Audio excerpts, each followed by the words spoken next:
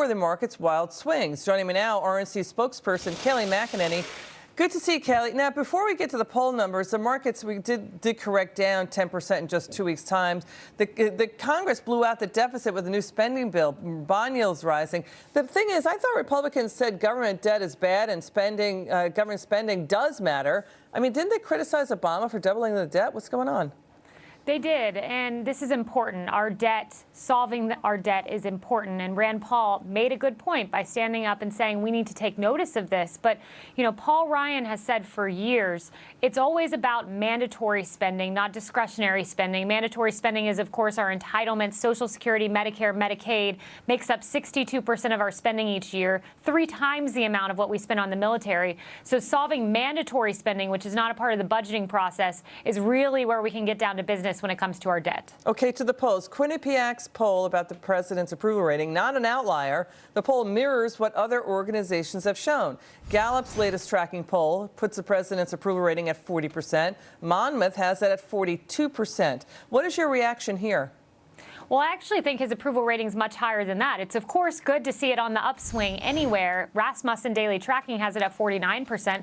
I think it's above 50% in reality because, like Bill Stepien, the White House political director, told me for my book when talking about the election, there were about 7 to 11% of Trump voters who didn't want to talk to pollsters, who hung up the phone when they called. So I actually think it's a lot closer to 50%. But this rise in his approval undoubtedly tied to the economy and tax cuts and voters feeling their everyday lives getting better via their paychecks. They see Trump tax cuts alive and well this month, which is exciting. You know, the debate has been, Kayleigh, if the Nancy Pelosi strategy of going against the U.S. economy, talking down growth, talking down the tax cuts, if that's going to boomerang on the Democrats come the midterms, because if Americans feel it in their wallets, they feel it firsthand, they're going to look at Nancy Pelosi and say, what are you talking about?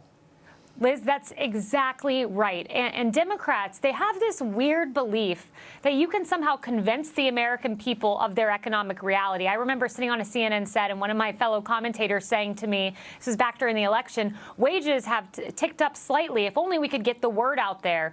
Well, you don't need to get the word out there. When someone's paycheck goes up, they feel it, they see it. So when Democrats say the economy's bad, this is not good, Trump tax cuts are crumbs, when they say these outright lies and people see their economic reality improve, they realize that it's deception and they can't be fooled, especially when it comes to what they're bringing home in their paycheck. Listen, a $1,000 bonus is it's a week's salary to someone making $50,000 a year. And those red state Democrats, the 10 senators up for re-election in states Trump won, I don't know how they campaign on saying, you know, the tax cuts are just crumbs. Nancy Pelosi is such a vapor lock of power on what the party can say. And Chuck Schumer, I think, follows behind her, that, you know, if you go against her, they get the people who try to say, you know what, we believe in aspirational growth, like Tim Ryan says it, he gets sat on, he gets shut down. What's going on there?